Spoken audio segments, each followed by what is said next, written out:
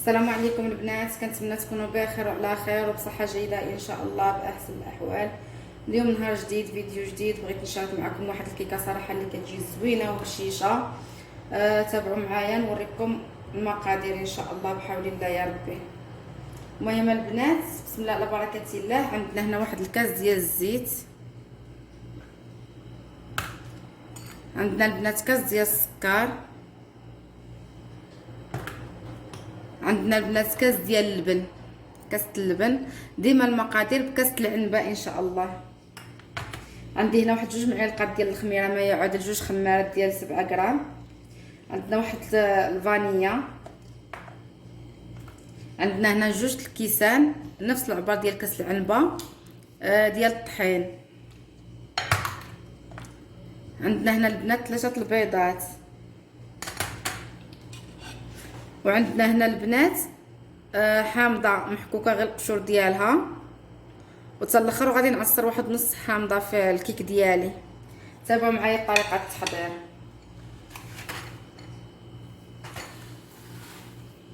بسم الله على بركه الله. كناخذوا البنات ديما السبيره ديالي فاش غادي نطرب، كنديروا فيها دوك 2 بيضات، 3 البيضات عفوا.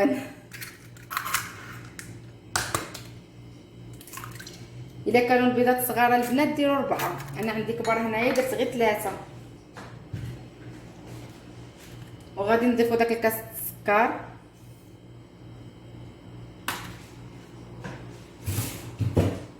وغادي نطرب داك البيض والسكر ونرجع معاكم.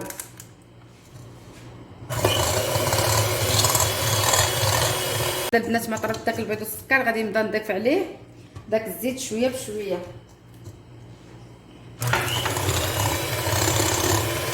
نتوما كتخلطوا، نتوما كتضيفوا.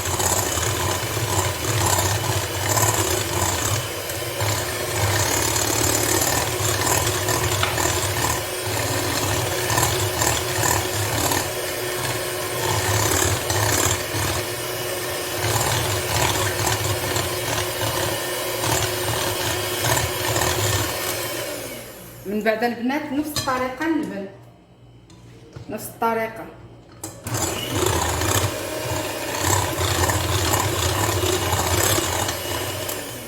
البنات نسيت نقول لكم اللي ما عندوش الخلاط كهربائي هكا يمكن له يستعمل على الخلاط يدوي، يستعمل مونينكس اللي عنده مونينكس، يعني راه ماشي ضروري الخلاط الكهربائي.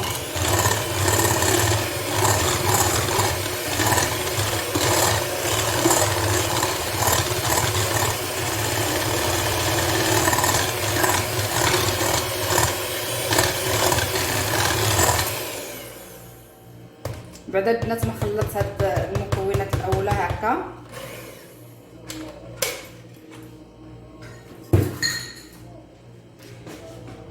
دابا غنستعمل الخلاط اليدوي.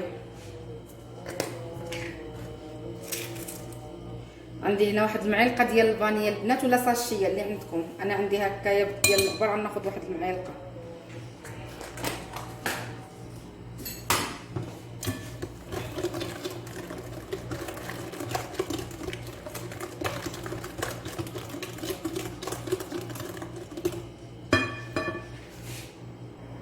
دابا البنات غناخذ واحد الغربال وغنبدا نغربل داك الطحين شويه بشويه.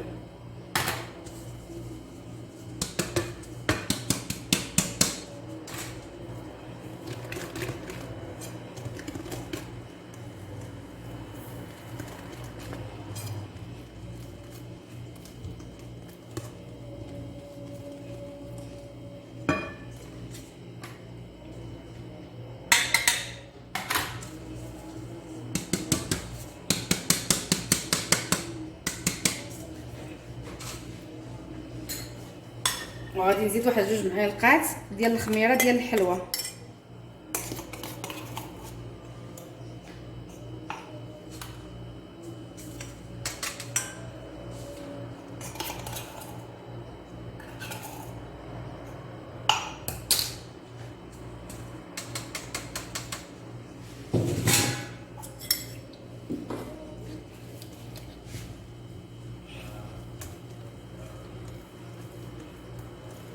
كتوقفوا البنات وكتبداو تخلطوا.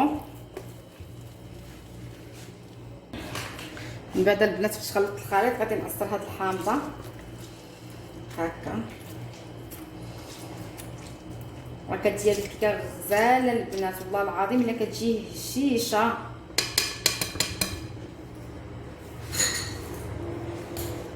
كنعاودو نخلطوا هذا الشكل هذا.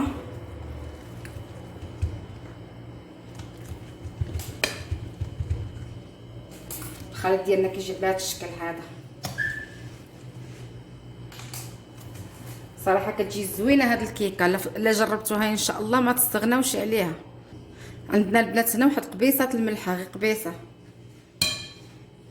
الملحه البنات هي اللي تعدل لنا دوك المذاقات. كيجي المذاق صراحه زوين هكا. اخر شيء كنضيفوا هذا الحامض خليوه هو الاخر، داك القشور الحامض عفوا ماشي الحامض، قشور الحامض بحال هكا. الخليط ديالنا البنات كيكون جاهز على هذا الشكل هذا.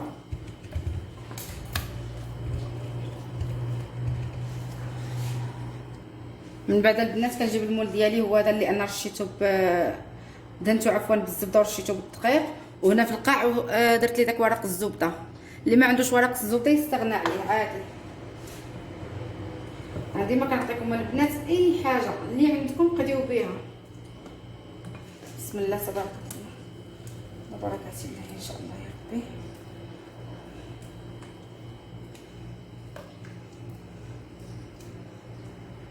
راه كتجي زوينه البنات.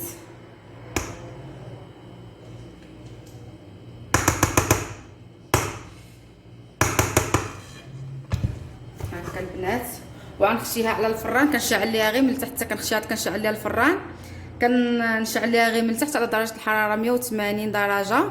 كتاخذ ليا من 35 دقيقه حتى 40 دقيقه. وبقاو معايا انا نخشيها في الفران ديالي ونوريكم الشكل النهائي ان شاء الله. بعد ما خشيتها في الفران البنات شعلت عليها كما قلت لكم على درجه 180 درجه. بقاو معايا تطيب ونرجع معكم ان شاء الله يا ربي. هي الكيكه بعد ما وجدات ليا كتجي بهذا الشكل هذا. صراحه كتجي مفشفشه غزاله. غنسقيها بواحد الصوص اللي انا حضرته في البيت، شي نهار نحضره معاكم اللي كيجي حتى هو صراحه زوين. بقاو معايا ان شاء الله. غادي نسقيها البنات بهذا الصوص الشوكولاط اللي حضرته في البيت، شي نهار نحضره معاكم ان شاء الله، اللي ساهل وبسيط وبمكونات جد بسيطه.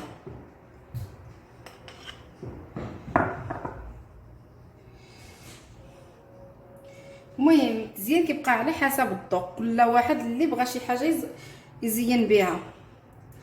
انا هكا صراحه بغيت نزينها بالشكلاط على هذا الشكل هذا، كتجي صراحه زوينه.